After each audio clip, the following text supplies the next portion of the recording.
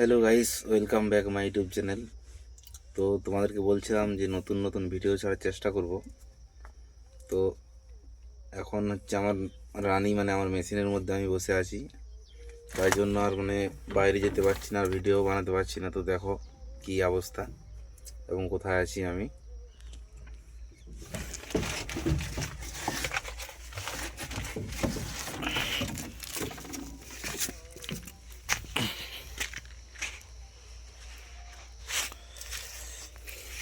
এটা হচ্ছে আমার মেশিন,